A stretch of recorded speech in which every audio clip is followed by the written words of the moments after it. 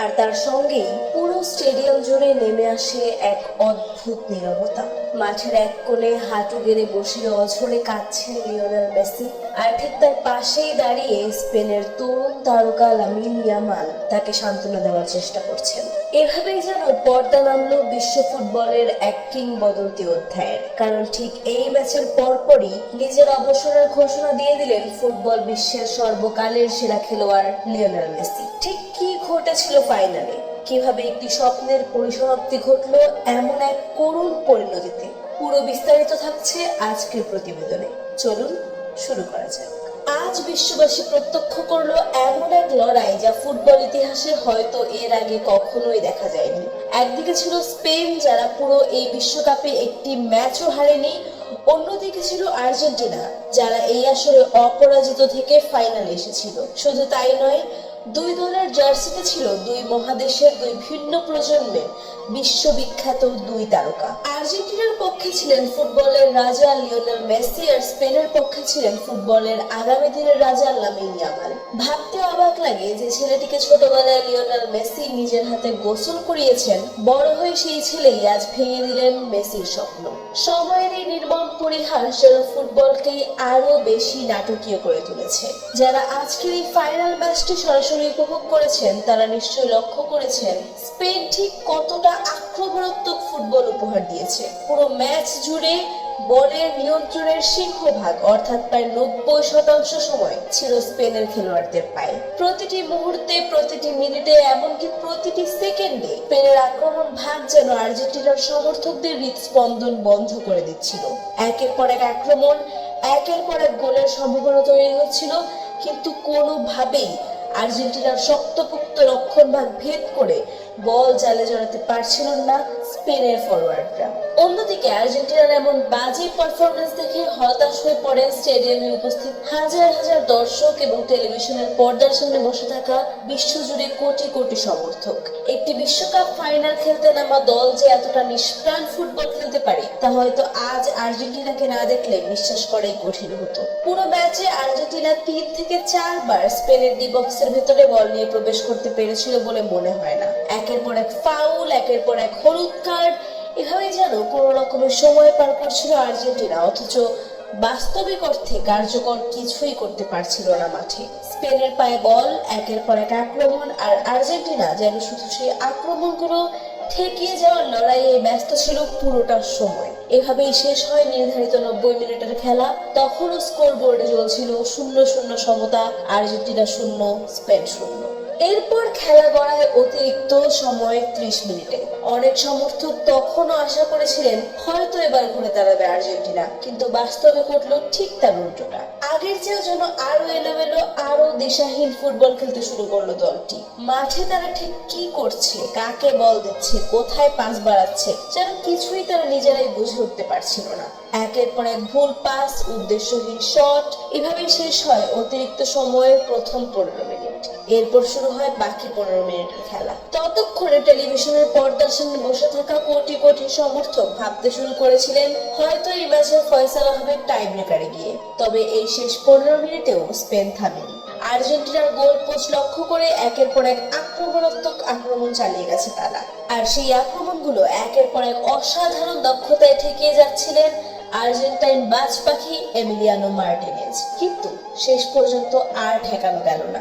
একেবারে শেষ মুহূর্তে অর্থাৎ অতিরিক্ত সময়ের 106 মিনিটে স্পেনের সেন্টার ফরওয়ার্ড ফার্নান্দো তোরেসের পায়ের এক নিখুঁত শটে প্রথম গোলটি হজম করে আর্জেন্টিনা। বলটি জালে জড়ানোর সঙ্গে সঙ্গেই লিওনেল মেসির মুখ একেবারে শুকিয়ে যায়। মুহূর্তের মধ্যেই তার মুখের সমস্ত আশার হাসি রূপ নেয় গভীর হতাশা আর কান্নায়। শুধু মেসি একা নন, আর্জেন্টিনার বাকি খেলোয়াড়দের চোখে মুখেও ফুটে ওঠে একই বেদনার ছাপ। গ্যালারিতে বসে থাকা হাজার হাজার দর্শকের চোখেও তখন জল। প্রত্যেকের মনে যেন একটাই কথা বাজছিল, এখানে বুঝি শেষ হয়ে গেল সব স্বপ্ন। একজন মেসির জীবনের শেষ বিশ্বকাপের স্বপ্ন পূরণ আর হলো না। শেষ পর্যন্ত তাকে খালি হাতেই যেন মাঠ ছাড়তে হলো।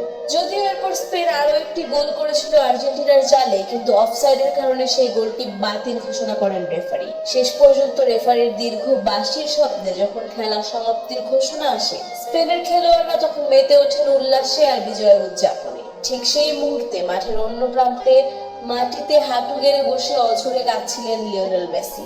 আর ঠিক তখনই এগিয়ে আসেন লামিন ইয়ামাল।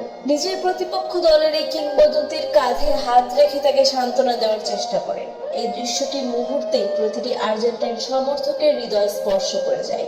জয় পরাজয়ের ঊর্ধ্বে গিয়ে প্রতিপক্ষের প্রতি এমন সম্মান আর মানবিকতার প্রকাশ, এটাই হয়তো ফুটবল খেলাটির প্রকৃত সৌন্দর্য এবং মাহাত্ম্য, যা স্কোরবোর্ডের সংখ্যার চেয়েও অনেক বেশি কিছু বলে দেয়। এই ফাইনাল ম্যাচটি নিয়ে বিশ্লেষকদের মধ্যে শুরু হয়েছে ব্যাপক আলোচনা। বিশ্বকাপ চ্যাম্পিয়ন হওয়া একটি দল কিভাবে ফাইনালের মতো এত গুরুত্বপূর্ণ মঞ্চে এসে এতটা বাজে পারফরমেন্স দেখাতে পারে, সেই প্রশ্ন এখন ফুটবল বিশ্লেষকদের মুখে মুখে। কোচের কৌশলগত সিদ্ধান্ত, মাঝ মাঠের নিয়ন্ত্রণ হারানো, রক্ষণাত্মক মানসিকতা নিয়ে খেলা শুরু করা, এসব নানা দিক নিয়ে চলছে বিস্তর পর্যালোচনা। অনেকে মনে করছেন বয়সের ভারে হয়তো মেসির সেই পুরনো গতি এবং সিদ্ধান্ত নেওয়ার তীক্ষ্ণতা কিছুটা কমে এসেছে। আবার অনেকে মনে করছেন পুরো দলের সমন্বয় এবং আক্রমণ ভাগের সৃজনশীলতার অভাবই ছিল মূল কারণ। অন্যদিকে স্পেনের এই প্রজন্মের খেলোয়াড়রা, বিশেষ করে লামিন ইয়ামালের মতো তরুণ প্রতিভারা প্রমাণ করে দিয়েছেন ফুটবলের ভবিষ্যৎ এখন কাদের হাতে যেতে চলেছে। পুরো ম্যাচের পরিসংখ্যান ঘেটে দেখলেও এই পার্থক্যটা স্পষ্ট হয়ে ওঠে। বল দখলের হারে বিশাল ব্যবধান, আক্রমণের সংখ্যায় বিশাল ব্যবধান, এমনকি কর্নার কিক এবং গোলমুখী শটের সংখ্যাতেও আর্জেন্টিনারা রীতিমতো পিছিয়ে ছিল পুরো ম্যাচ। ফুটবল বিশেষজ্ঞরা বলেছেন স্পেনের এই প্রজন্মের খেলার ধরনটাই এমন যে তারা বল দখলে রেখে প্রতিপক্ষকে ধৈর্যের পরীক্ষায় ফেলে দেয়। আর ঠিক সেই কৌশলই আজ কুপকাত হতে হলো আর্জেন্টিনাকে। তবে এটাও স্বীকার করতে হয় আর্জেন্টিনার রক্ষণ ভাগ এবং বিশেষ করে গোলরক্ষক এমিলিয়ানো মার্টিনেজ দীর্ঘ সময় ধরে যেভাবে দলকে ম্যাচে টিকিয়ে রেখেছিলেন তার রীতিমতো প্রশংসার দাবি রাখে।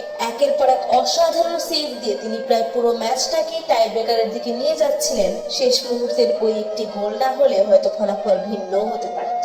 লিওনেল মেসির এই বিদায় নিছক একটি ম্যাচের হার নয়, বরং এক যুগের অবসান বলেই মনে করছেন ফুটবল প্রেমীরা।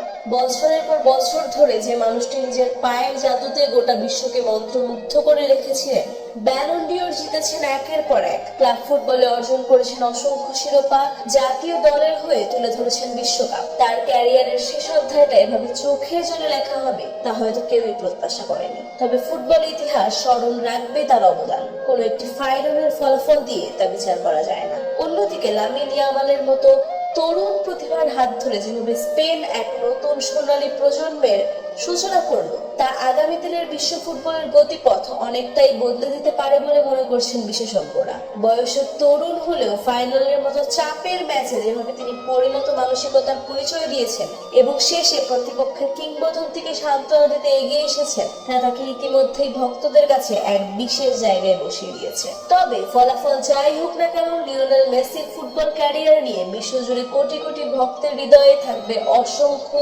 মধুর স্মৃতি। বছরের পর বছর ধরে তিনি যেভাবে ফুটবল বিশ্বকে মুগ্ধ করে রেখেছিলেন, একটি ফাইনালের হার সেই অর্জনকে কখনোই ম্লান করতে পারবে না, বরং শেষ মুহূর্তের সেই কান্না এবং লামিন ইয়ামালের সেই সান্ত্বনার দৃশ্য চিরকাল স্মরণীয় হয়ে থাকবে ফুটবল ইতিহাসে, একটি প্রজন্মের বিদায় আর নতুন প্রজন্মের উত্থানের প্রতীক হিসেবে। ফুটবল বিশ্বের অসংখ্য কিংবদন্তি খেলোয়াড়ের ক্যারিয়ারের শেষটা যেভাবে নানা রকম বিতর্ক আর সমালোচনার মধ্য দিয়ে যায়, সেখানে মেসির এই বিদায় হয়তো ভিন্নভাবেই মনে রাখবে ফুটবল প্রেমীরা, একরাশ ভালোবাসা আর সম্মান নিয়ে। তো দর্শক, আজকের এই ফাইনালে আর্জেন্টিনার এমন পারফরমেন্সকে আপনি 10-এ কত দেবেন? একটি বিশ্বকাপ জয়ী দলের কাছ থেকে ফাইনালে এমন খেলা কি আপনি প্রত্যাশা করেছিলেন? লিওনেল মেসির এই বিদায় নিয়ে আপনার অনুভূতি বা কেমন? এই ঐতিহাসিক ফাইনাল নিয়ে